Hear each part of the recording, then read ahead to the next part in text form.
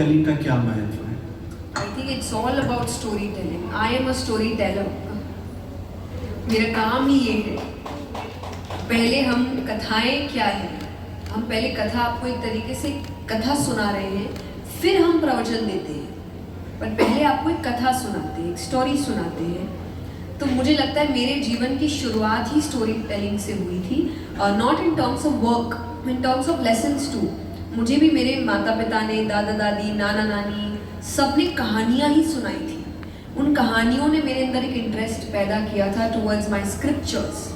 My first story was Gajendra मोक्ष की कथा. ये श्रीमद् भागवत में आती है.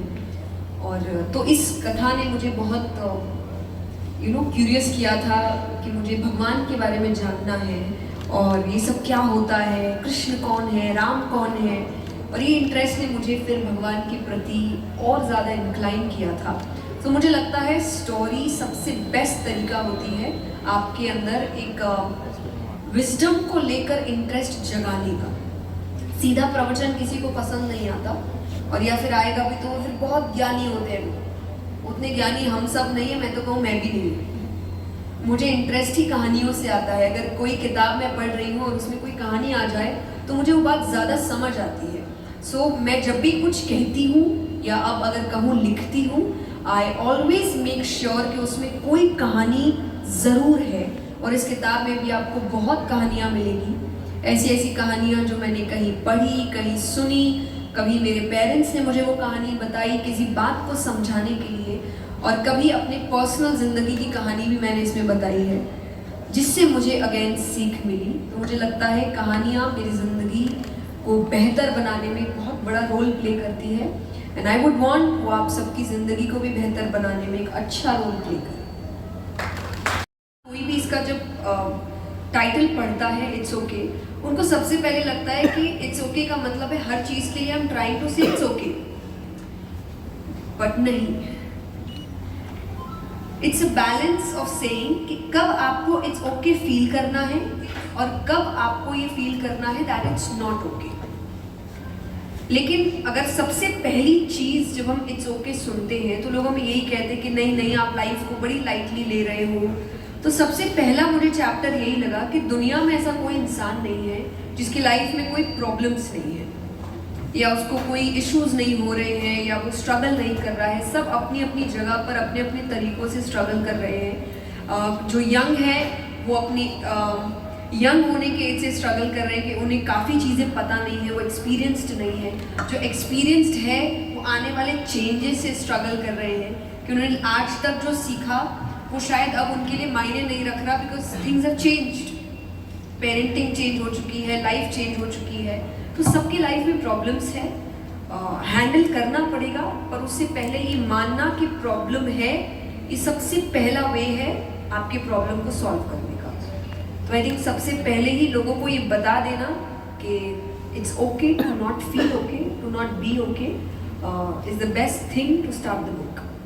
कि आपको एक रिलेटेबिलिटी महसूस हो पहले ही चैप्टर में. आई डोंट वांट मैं आपको एंड तक लेके जाऊँ, क्योंकि जिस ज़माने में हम जी रहे हैं वो रील्स नहीं चलती जो आपको एंड में सल्यूशन देती है.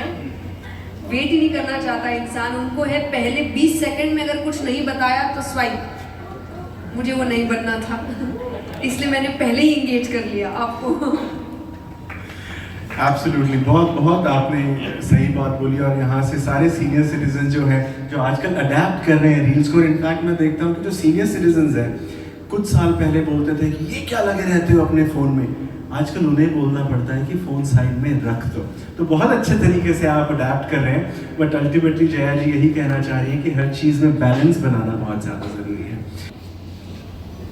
एक तो हर किसी के मन में ये सवाल होता है कि हम जिसके सामने बहुत ऑनेस्ट हो जाते हैं, इमोशनली ऑनेस्ट, अपनी पूरी किताब खोल देते हैं, वो हमें बिट्रे कर देते हैं, वो हमारा यूज़ करते हैं. और दूसरी बात ये भी है कि for somebody like you who is a public figure, आप कैसे अपने लाइफ में इमोशनल ऑनेस्टी को इनकलकेट करते हो, क्योंकि आप इतने लोगों से रोज़ मिलते हो, आप सबको तो अपना ट्रू इमोशन नहीं दिखा सकते हो. तो सबसे पहली बात की इमोशनल ऑनेस्टी का मतलब क्या है और उसे एक इंडिविजुअल किस तरीके से अपने लाइफ में इनकलकेट करें, और आप एज अ पब्लिक फिगर उसे अपनी लाइफ में कैसे इनकलकेट करती हैं? See, for me, emotional honesty is something which is with your own self. I don't say कि आप इमोशनली ऑनेस्ट हो के पूरी दुनिया को अपना इमोशनल साइड दिखाते रहो, क्योंकि दुनिया इस लायक नहीं है। वो आपकी बातों का फ़ायदा उठाएंगे, वो आपके वल्नरेबिलिटी का फ़ायदा उठाएंगे, आपके ऑनेस्टी का फ़ायदा उठाएंगे। Don't do that. जब तक आपको विश्वास नहीं है उस इंसान पर कि वो आपकी बात, आपके इमोशन को समझ सकता है, तब तक वो साइड मत दिखाए। बट अपने आप को तो दिखाइए। आपके इमोशंस क्या है, आप क्या थॉट लेकर चल रहे हो, आप लाइफ में चाहते क्या हो, आप किस वक्त अच्छा महसूस कर रहे हो, किस वक्त नहीं कर रहे हो, ये आपको पता होना चाहिए। हम जब मेडिटेशन की बात करते हैं, actual meditation is the time you spend with your self, knowing your own thoughts.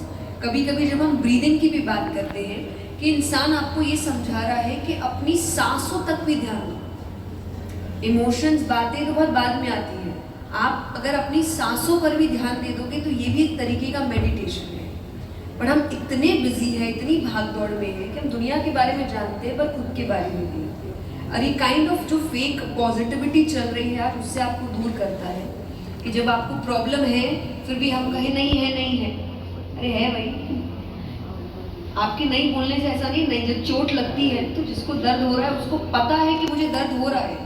एक छोटे बच्चे को हम कहते हैं ना, नहीं लगी, नहीं लगी, चींटी मर गई, नहीं लगी, ये सब बच्चों को सिखाते हैं। बट वो बच्चा आपको बोल नहीं पा रहा है, पर वो रो रहा है क्योंकि उसको दर्द हो रहा है। तो कहीं ना कहीं उस वक्त ये बताने की जरूरत है कि चोट लगी है और रोना भी ठीक है। It's okay to cry, it's okay to feel the pain, but it's not okay अगर अगली बार भी फिर उसी रास्ते में आपको ठोकर लगे और फिर गिरे। तो इसका मतलब आपने अपनी सीख से ही सीख ली। तो आई थिंक मुझे लगता है ऑनेस्टी खुद के साथ होती है, खुद के बारे में जानना। और जब आप ये करते हो ना, स्पेशली आज के ज़माने में जब everything is on social media, everything is about judgement, trolling, criticising, तब जिस इंसान को खुद के बारे में पता है उसको इन ट्रोलिंग से फ़र्क नहीं पड़ता, क्योंकि वो जानता है कि I know my self, I know I am doing good, I know I am honest, I know I have good intentions. तो कोई 200 किलोमीटर दूर मेरे बारे में क्या सोच रहा है, आई रियली डोंट केयर। तो I think for me that is emotional honesty. And जैसा आपने कहा पब्लिक फिगर, डेफिनेटली मैं तो अपनों में भी बहुत डर के किसी को बताती हूँ कि मेरे इमोशंस कब क्या है। दुनिया को तो बहुत दूर की बात है। तो बट आई नो कि मैं कब क्या फील कर रही हूँ, और इस वजह से मैं उन्हें टैकल भी अच्छे से कर पाती हूँ। तो ये बड़ा ज़रूरी हुआ कि बच्चों को from a very young age उनकी अपब्रिंगिंग का ही पार्ट बताएं कि वो इमोशनली ऑनेस्ट हो अपने साथ। तो जो पेरेंट्स हमें आज यहाँ पे सुन रहे हैं उनके लिए क्या टिप होगी कि किस तरीके से बच्चों की अपब्रिंगिंग में वो इनकलकेट करें कि बच्चे इमोशनल ऑनेस्टी के प्रति बहुत अवेयर हो सकें? आई थिंक सबसे बेस्ट वे है acknowledgement. When they are crying, don't stop them. It's okay to cry. उनको मत रोको, स्पेशली लड़कों को हम सबसे ज़्यादा रोकते हैं। आप यहाँ पे आपने देखा होगा, जब लड़कों को रोने से रोका जाता है, पहला तो उन्हें रोकते हैं, और क्या बोल के रोकते हैं?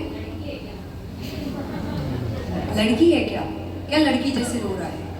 तो पहला आपने उसको इमोशन सप्रेस करना सिखाया, दूसरा आपने उसको महिलाओं को नीचा फील कराना सिखाया। यानी रोना वीक काम है, और वीक काम लड़कियां करती हैं। आपने 2 सीख गलत दे दी उसको। तो उनके इमोशंस को अक्नॉलेज करो। जब वो रो रहे हैं, या वो सैड हो रहे हैं, या उनको किसी बात पे गुस्सा आ रहा है, सबसे पहला रिएक्शन हमारा ये नहीं होना चाहिए कि अरे ऐसे कैसे कर रहा है, क्यों कर रहा है। क्योंकि किसी बड़े होने के बाद आपके अंदर इतनी समझ होती है कि आप इमोशंस को कंट्रोल करना जानते हैं, बच्चों को नहीं होती है। तो बच्चे अगर कुछ रिएक्ट कर रहे हैं, किसी रीज़न से कर रहे हैं, उस रीज़न को जानने की कोशिश करिए, और फिर आप जब वो अक्नॉलेज करेंगे और फिर उनको समझाइए कि अच्छा ये हुआ तो ये इसीलिए हुआ, और अगली बार अगर आप ये नहीं चाहते तो ये मत करना। जैसा मैंने एक एग्जांपल दिया कि बच्चा गिर गया। अब कई बार बच्चे आपकी बड़ी बड़ी चप्पलें पहनते हैं, तो उस वक्त हम उसको ये नहीं सिखा रहे कि आप इसीलिए गिरे क्योंकि आपने पापा की चप्पल पहनी थी या मम्मा की चप्पल पहनी थी। हम सिखा रहे थे नहीं लगी नहीं लगी, डोंट क्राई, कहीं और ध्यान भटका दिया, और उसकी गलती नहीं बताई कि उसने अपने से बड़ी चप्पल पहनी इसीलिए ठोकर लग रही है। तो अब ये पहनोगे तो गिरोगे, चोट बार बार लगेगी, तो अगली बार वो समझ जाएगा कि ये नहीं पहनना है, इससे मुझे चोट लगती है। तो आपने एक्नॉलेज भी किया, रोने भी दिया और फिर समझा भी दिया ताकि वो अगली बार उसको रिपीट ना करे। आई थिंक ये बेस्ट तरीका हो सकता है बच्चों को संभालने का। डोंट जज them please. I always say बच्चे माँ बाप से कभी कुछ नहीं छुपाते हैं तब तक जब तक माँ बाप उन्हें जज करना शुरू नहीं करते। एक छोटे बच्चे को कोई जज नहीं करता, वो पूरा घर भी तहस नहस कर दे तो भी वो उनको प्यार ही करते हैं, या बस हल्की सी आंखें दिखा देंगे कि बेटा नो, दैट्स इट। यही बड़े होने के बाद अगर वो कुछ कहे हम उनको शेम करते हैं, हम उनको जज करते हैं, हम उनको टॉन्ट करते हैं, और फिर हमें लगता है कि वो सब बोलने के बाद वो सब बंद कर देता है। बंद वो कुछ नहीं करता, बस आपको बताना बंद कर देता है। तो ये मत करिए, क्योंकि उसको आदत नहीं है, उसको है कि मुझे तो कभी ये सब किया ही नहीं गया, मुझे तो हमेशा प्यार से सुना गया, अचानक से जजमेंट शुरू हो गया है। So don't do that. अपने बच्चों को जज करना बंद करिए, उनको सिखाना शुरू करिए। गलत कर रहे हैं तो सिखाइए, पर गलत करने में उनको नीचा मत दिखाइए।